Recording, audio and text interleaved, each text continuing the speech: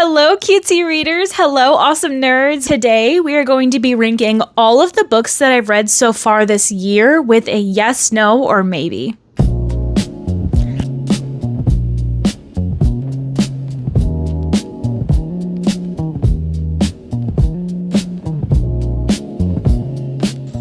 I've created a list of all of the books that I've read so far this year. I notated what were arcs and Kindle reads and physical reads and audiobooks. There are a lot of audiobooks on this. I know, I was so surprised with how many audiobooks I actually read compared to physical books. But without further ado, we are going to start from top to bottom. This is in the order that I read them from January until now. And some of the books that I am currently reading are on this list because I'm very, very close to finishing them. So I just included them as well. The first book that I read this year was Reveal Me. This was an arc. It was this was actually an ALC because I didn't have the Kindle copy of it. I only had the audio copy of it, but I really enjoyed this one. It was kind of a mafia romance. I think this one though is a series, but I think this one specifically is the third book in the series. So I got an audio in the middle of a series, but I think they can be read as standalones as far as I'm aware. Overall though, the plotline was good. The spice was good, but I would give this book a maybe. Then we have Tanner. This one was also an ALC read for me. This one was kind of like a small town romance, almost gave cowboy-ish vibes. And if I'm being honest, the cowboy romance is not my favorite genre. I don't know if it's because I live in Texas, so that stereotype around here is very, very common, but that specific genre is not my go-to. I have read one cowboy romance, which was Chasing the Wild, and I don't know, I enjoyed it because it was really spicy, but I wasn't a fan. I think it was just too close to home and I did not like it. However, Tanner was really cute. The storyline was okay. The spice was there, but it wasn't super, super spicy, which is okay. Not every book that I read has to be super spicy. If I had to give Tanner a yes, no, or maybe, it's gonna be a maybe for me. Then we have The Silent Patient. I really, really, really enjoyed this book until the end. The Silent Patient was very, very intriguing. I did eyeball read the entire book. I was really interested in how this one person was connected in all of these scenarios. Then it got to the end and it had revealed that it had been, him all along. And the end of this book, the end of this book I have so much beef with is him and an inspector talking in his home, and the inspector is basically like, hey dude, I know you did it. And it ends with this. I felt strangely calm as I sat in the chair by the window. He cleared his throat and began. Theo just left. I am alone. I'm writing this as fast as I can. As I listened, I look up at the white clouds drifting past. Finally, they had opened. It had started to snow. Snowflakes are falling outside. I opened the window and reached out my hand. I caught a snowflake. I watched it disappear, vanish from my fingertip. I smiled, and I went to catch another one. That is the ending. I liked the book, but the ending, I'm not kidding, the ending, I'm getting so worked up over this ending, but the ending ruined it for me. Not completely ruined it. I took points off because the ending was how are you just gonna end it like that? I can't. The ending made me so mad, okay? The ending made me so mad, but overall, I would rank The Silent Patient a yes. Then we've got Daydream. It matches my shirt really well. I love that. The little books match my shirt. Heck yeah. Daydream was so cute. I loved Henry. Henry had been my favorite from the start, from Icebreaker, book one. I think that he is such a gentleman. He's such a golden retriever, but he has so much confidence and it's sexy. It is so sexy when a man has confidence like Henry does. His personality was great. He cares about his friends. He loves his family. Hallie and Henry are just the cutest freaking couple to me. I loved this book so much. I gave it a 5-star rating, and I hadn't given a book of 5 stars since last year when I read Breathe With Me by Becca Mack. It took months for me to get another 5-star read. If I were to give it a yes, no, maybe, this book is an absolute yes. Now, God of Wrath, I don't know. Y'all are gonna come up in my comment section and y'all gonna be like, you didn't like this one? It was okay, but I feel like the hype of this one was so hyped up. When I got into actually reading the book, it just wasn't as hyped up as I was hoping it would be. I thought the storyline would be a little bit better.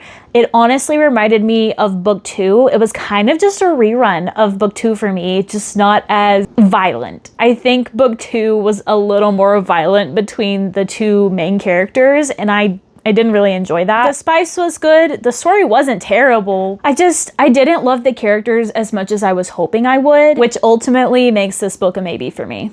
This book took me a while to get to because Voracious was really dark. But once I got to Restitution, it was honestly just as dark. In my opinion, this one was really good because you're getting closer to that happily ever after. They're getting their revenge. Things are starting to really unveil and they're starting to get where they needed to be. They finally get to talk to each other. They finally get to clear up a lot of the miscommunication that they had, which was terrible in book 2. But I am so happy that it finally cleared up for book 3. I really enjoyed this one. Restitution, though, is a definite yes. I would highly recommend it. However, if you are going to read Restitution, you definitely need to read Insatiable and Voracious first because you are not going to understand this one. It is not a standalone, so you need to read the first 2 books. The next one is Chaos. I read this one on vacation.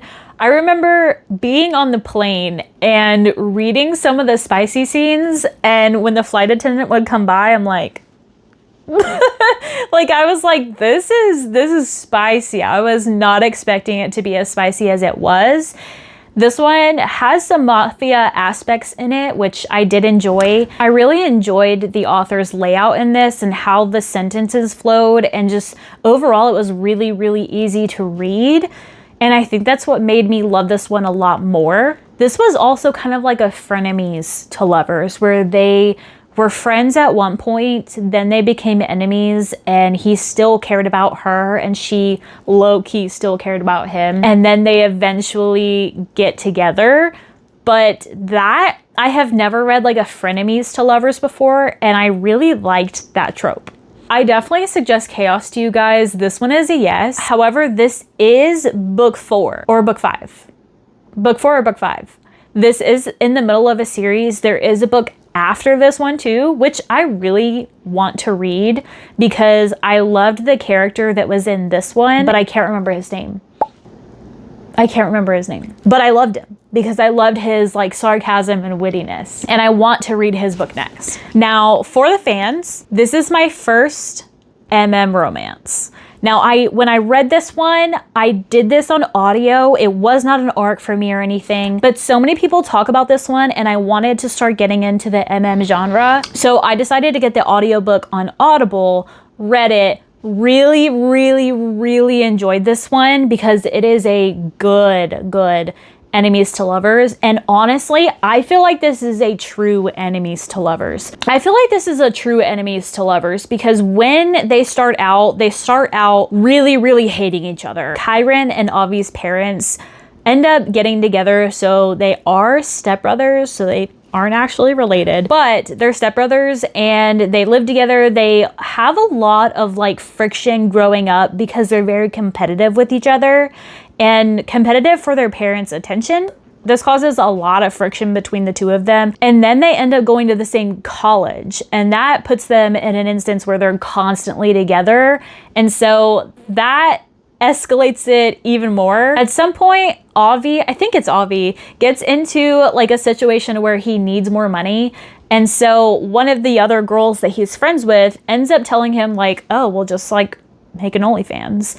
And he ends up making an OnlyFans. Maybe it isn't Avi. Maybe it's Kyron that gets into the pickle. I can't quite remember how they both end up doing it together, but they end up making these videos together. Even with making all the videos together that they do, they're still grappling with the feelings that they are having while they are doing the videos, and then the feelings that they have outside of those videos. Like the lines start getting blurred between despise and desire. Kyron is the one that really, really holds out until the end, and I just really, really enjoyed the banter between the two. The spice was really good. They were kind of learning as they go together because neither of them have been in that situation before. This was a really good rounded book. It had spice, it had banter, it had a really good plot line. If I were to give this one a yes or maybe, this one would be a yes. I also highly recommend the audio. The audio was so good.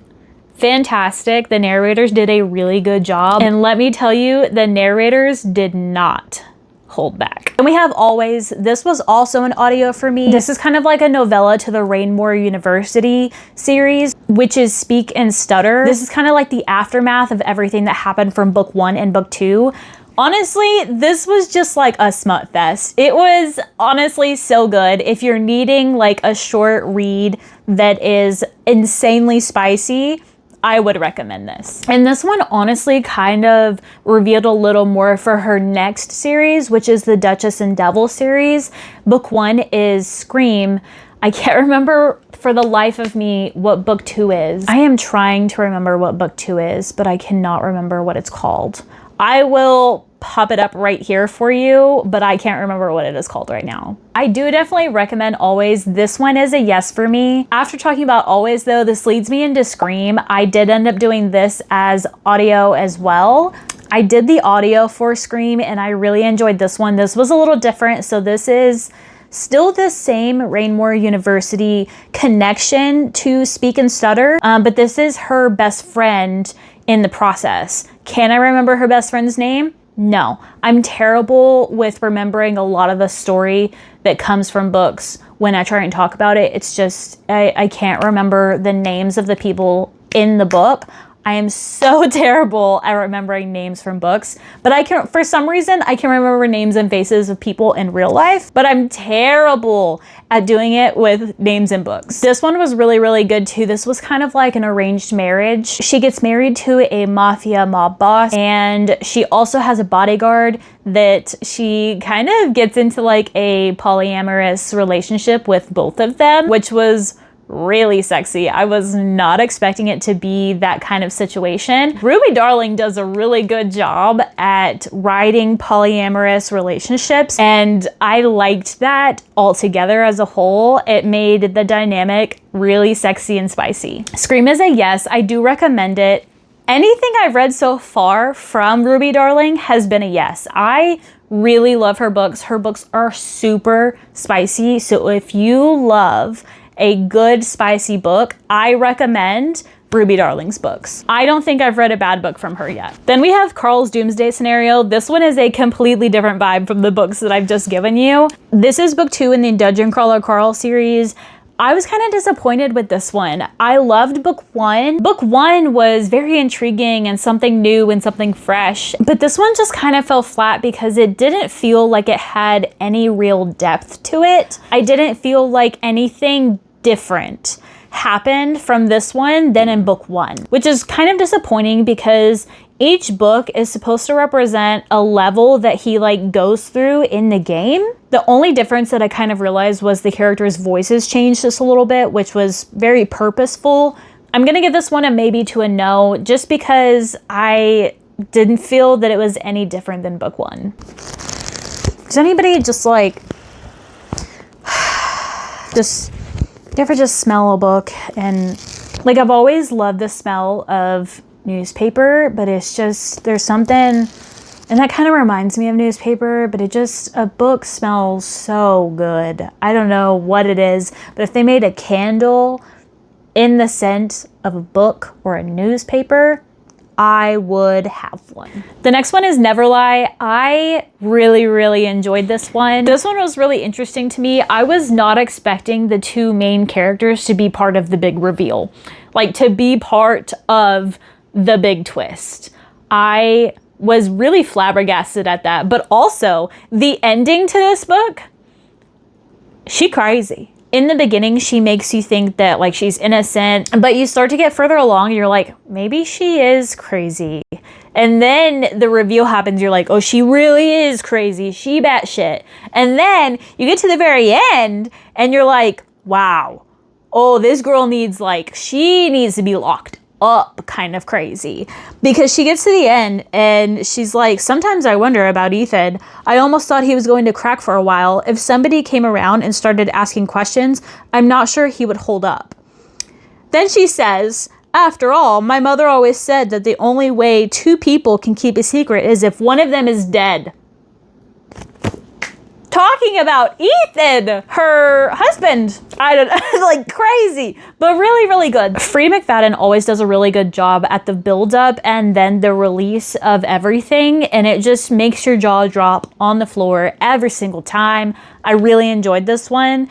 This one is a yes for me. Now, Game On. This is the special edition. I love this cover. The sprayed edges are so pretty. Love it so much. I really think that these like poker chips are really cute. I love that a lot. I just recently got this one. I did not have the physical copy when I was reading this book. I did the audio. This is the third book in the Into Darkness series. Book 1 was really good. Book 2 was kind of a letdown, and this one was very, very redeeming. I did enjoy this one.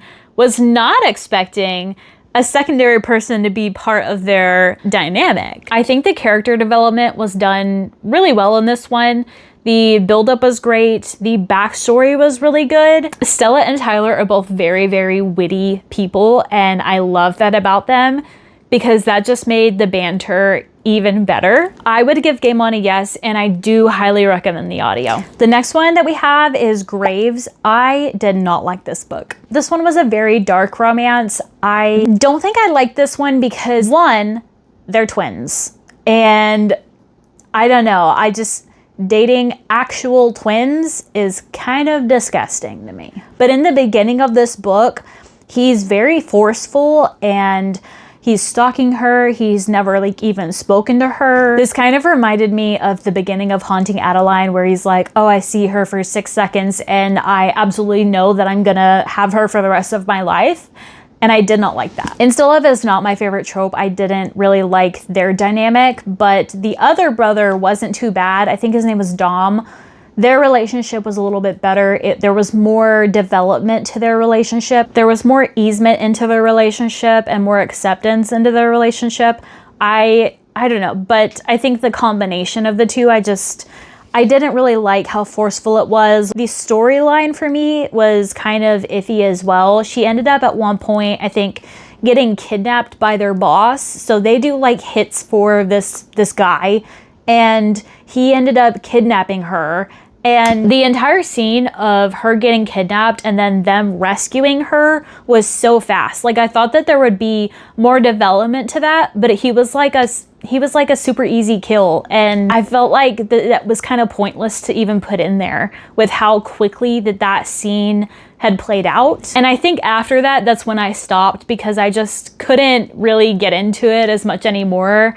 I didn't like this one at all, so this one is a no for me. Then we have King of Pride, my Obi-Wan Kenobi man. If you saw my April reading wrap up, I did the audio for this. I have had the physical copy for a while. The male narrator reminded me of Obi-Wan Kenobi when speaking in Kai's lines. I just thought it was so funny. I loved it. I loved Kai. I thought he was a gentleman. I think both Kai and Isabella are very strong-willed people, and they fit very well together. They're kind of like a cute little puzzle piece in my opinion. I think their relationship was really cute. The sneaking around and kind of not wanting to give in to each other was really sexy and spicy. I think the audio really helps bring that dynamic in, and I really enjoyed it. I do recommend this one. I would give this one a yes. The next one is Mile High. I did do the physical copy of this. I actually marked some spots in here that I thought were funny or sexy or just really meaningful. Like, for instance, this part here where they're basically about to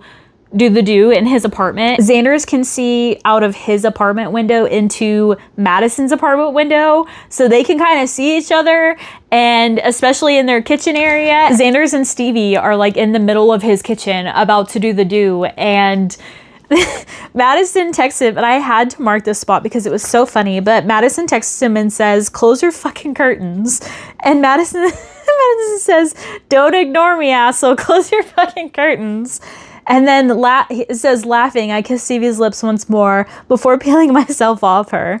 Standing in front of the window, I spot Madison across the street in his living room, hands on either side of the blackout drapes. He shakes his head at me in disapproval before violently shutting the curtains. I don't know, I marked that and thought it was so funny. When I first started reading this book, I actually almost DNF'd it, mainly because the talk of Stevie's body, it was almost every other page that she was talking about her body, and it was a major turnoff to try and read it.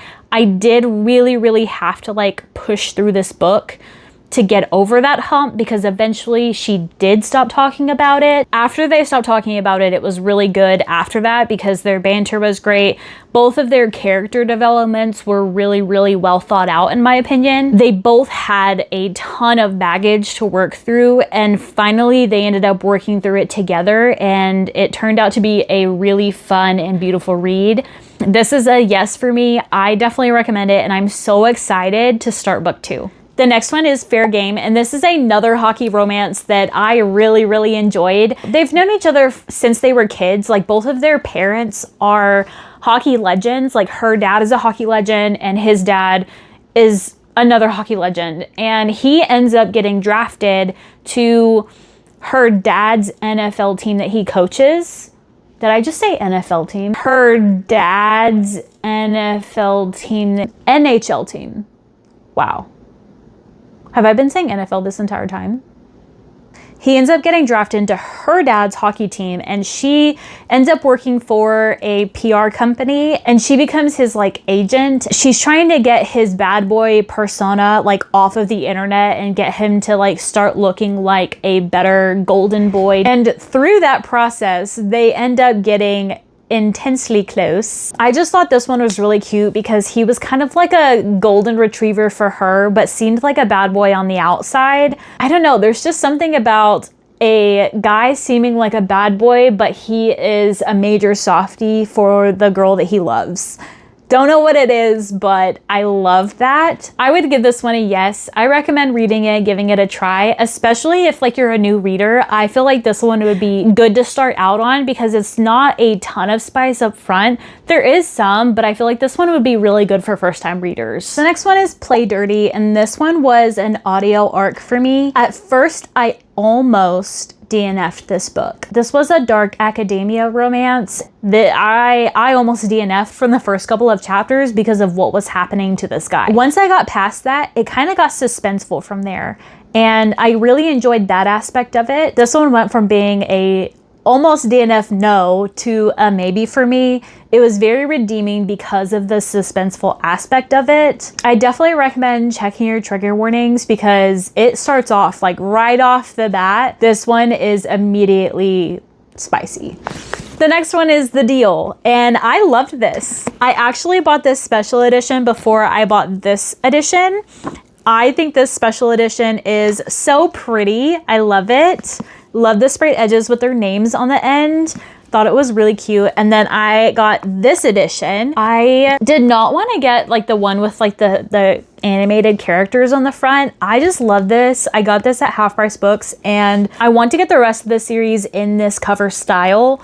Don't know if I'm going to be able to find them, but I'm hoping I will. I thought Garrett was so cute. He's such a golden retriever. He really is. He acts like he's like this biggest playboy, but in reality, he's a definite golden retriever. And he had the hots for Hannah, in my opinion, from the start. I also think it's funny that the things that he was teaching Hannah to attract Justin was making him be more attracted to her. Like, he was teaching her to just like kind of ignore him and play like hard to get, and she was doing that in a sense to him, and he was falling for his own plan. I thought that was just, I don't know, I thought that was so funny, but I loved their dynamic. I love that he finally cut his dad off in his life because his dad was basically ruining him and Hannah's relationship. I did not like that third act breakup. I know it was because of his dad. I know like that's terrible, but like I just hated the third act breakup part. Anytime I read a hockey book, there's always interconnected characters and they're always a big family, and I really, really enjoyed that about this one. So I definitely would recommend this one. This one is a yes for me. The next one is Distorted. This one was also kind of a suspense romance as well, because there is a major twist towards the middle-ish, maybe like 75% mark. This guy goes to an insane asylum for robbing a bank. And he's like, why am I here? I don't know why I'm here. And throughout the process, he ends up going down to like solitary confinement with this bodyguard. And the bodyguard does things to him. Again, I don't like the forceful things. I don't think that that is something that I don't like reading that in books. That is a trigger for me, and I almost DNF'd it because it was just too much. But I did get through it, and then once you get further along and you get towards that suspenseful moments where things start to change, he gets to a point to where one of the other inmates, he's like talking to them, and the inmate tells him that the bodyguard that he's talking about hasn't been there in a long time. The bodyguard that he's talking about was there on like day one to like shave his head, get him in as an inmate. But after that, you find out that he left. So he's really confused because he's like, who have I been going down in the dungeon with, and who's been doing all these things to me? And it gets really suspenseful after that, and he like escapes and he goes to, I think, Mexico, and goes off to like a beach, and then they end up finding each other and they realize that they both know each other. And that was so suspenseful to me, but also kind of confusing because I'm like, how did we get here? And I think that's what kept me in, because I was like, how did this happen? How do you know him, but you don't know him? How did all these things happen? And I think that's what kept me going. So it was really intriguing after that. But the build up before that, again, check your trigger warnings if you decide to read this one. This one was a maybe for me. The next one is Kiss the Villain, and this one was a dark academia romance as well. This is connected to the Legacy of God series, which is God of Malice, God of Pain, all of those books. I read this one because I, for some reason, didn't realize that this was book one. I bought Hunt the Villain, thinking for some reason that this was book one. It's not, it's book two. So I looked up afterwards purchasing this one and found out that this is book two. So I decided, well, let me just go ahead and get book one. I got the audio of Kiss the Villain. I need to get the physical copy of Kiss the Villain in the green, like sprayed edge version to go along with Hunt the Villain. I don't know what it is about these romances, but I've been on a kick lately. Kiss the Villain was really good. I loved this enemies to lovers dynamic. They had a bit of an age gap, which was kind of nice as well. It was like a Professor X student. He was just like, I don't like that. I've never liked that. I'm this bad guy, I'm this bad boy, I've never felt that way. And the professor's like, okay, but all the things I do to you, you end up loving. So he's like, are you sure? I really did enjoy Kiss the Villain. This would be a yes for me. I do recommend it if you're trying to get in to the genre. I feel like this would be a good like intro to it. Just know that it is kind of more of a dark romance. Then we have King of Greed. I am trying to really, really get through all of my Anna Huang books. I have like 16 books from Anna Huang, and I've only read a handful. I really enjoyed this one. This one was very different for me, and I think that's why I loved it so much. This was like 4.5 stars for me.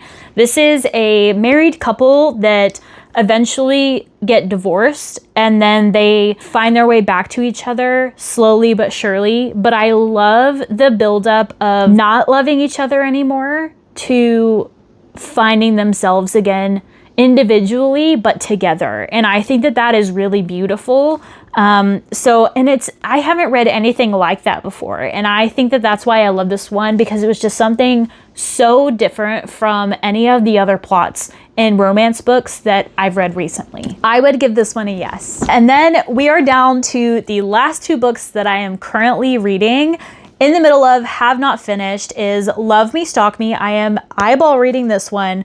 I am almost done with it. I am on chapter 38 out of, I do believe, 50 chapters. This one is really good so far. Just by the cover of this book, I thought it was going to be a lot darker than it actually is. This is giving Lights Out vibes, but there's no dark themes like Lights Out had some darker moments in it. This doesn't really have that, and I like that about this book. This one is very fun, witty. She ends up getting a new job as a manager in a like luxury retail store. He ends up becoming part of her security team. He's like a big tech geek. He ends up hacking into her phone and realizes that she has downloaded this like AI boyfriend app. He ends up pretending to be the AI boyfriend. Before the AI can respond to the text messages, he steps in and is acting as that boyfriend. So she's still, up until the point to where I'm at now, she still has no idea that Callahan is Caleb, but she has set the AI boyfriend up to be exactly like Callahan, and he knows it, and he's taking it to his full advantage, and I'm really loving it. I would give this one a yes. I'm not fully done with it, so we will see how that changes, but so far I'm giving this one a yes. And then we have God of Ruin. I did not think that I would like this book as much as I'm enjoying it. I hated with a passion. I did not have not liked Landon from the start of the Legacy of God series. From God of Malice, I did not like Landon, but he's not as bad as I thought. He is portrayed so much differently, in my opinion, in his actual book than he is throughout the entire series. In the other books leading up to this one, I don't know, he's like this huge narcissist, and all of the things that he does, I hate him. But reading his book, I have grown to really enjoy his character. I don't know, I'm liking it so far. It's not bad, and I'm doing this one on audio. I'm not physically reading the book. So far, I would give this one a yes. I do like the direction that it's going, and I'm not mad about it, because I was really dreading getting to this book, because again, I did not like Landon, and he's kind of winning me over. But I'm also really happy that I'm getting through this one, because I am so excited for God of Fury.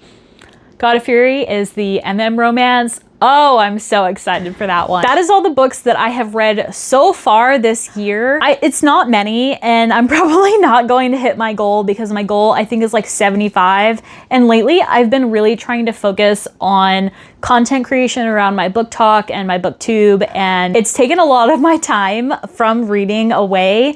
But if you have loved any of these, if you have a different opinion about any of these, let me know down below in the comments. Be on the lookout, because I'm going to be doing a 3-month update on my reading wrap up. If you enjoyed the video, don't forget to like and subscribe. I really appreciate you guys. I am loving my booktube journey so far. It's been so much fun creating all of these cute, fun videos and talking about and explaining my books and the thoughts and my ideas. Thank you for all your love and support, and I will see you guys in the next video.